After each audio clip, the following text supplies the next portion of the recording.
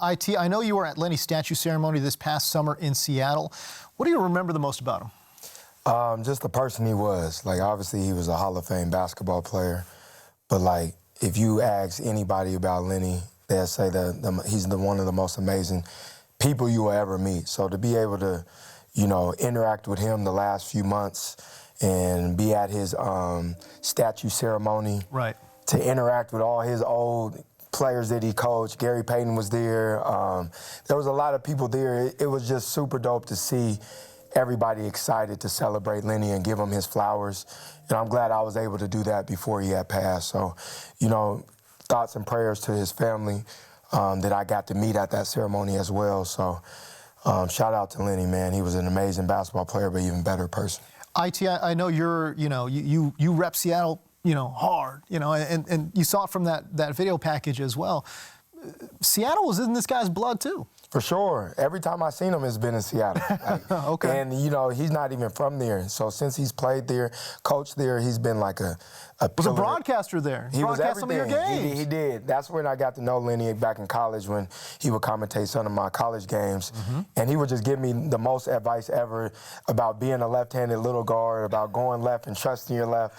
So it's funny when all the older guys talk about how they couldn't stop him from going left, because I remember him telling me about, if you can do it, just keep going left. So. Why not? Can we take a look at some of the accomplishments in the distinguished career of Lenny Wilkens?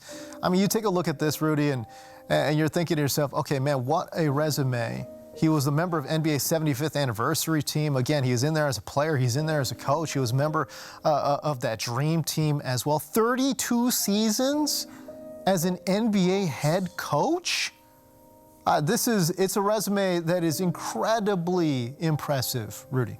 Yeah, I mean, if you just stick to the basketball resume itself, to be a guard, to be able to do all those things, have all those accolades and accomplish the things he did, that's enough to be, looked at as one of the greatest by itself. But then you add coaching to it, it's phenomenal, some of the things he's done.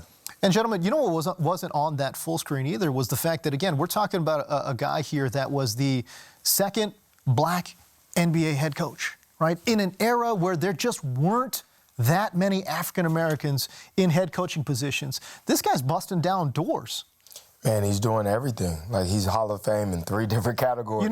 So to say who he was on the court is amazing, like I keep saying, but like who he was off the court, even just being at the ceremony and seeing all the former guys he coached talk about him, they always bring that up. Like, he was a coach that never yelled, never raised his voice, and he treated everybody with the ultimate respect.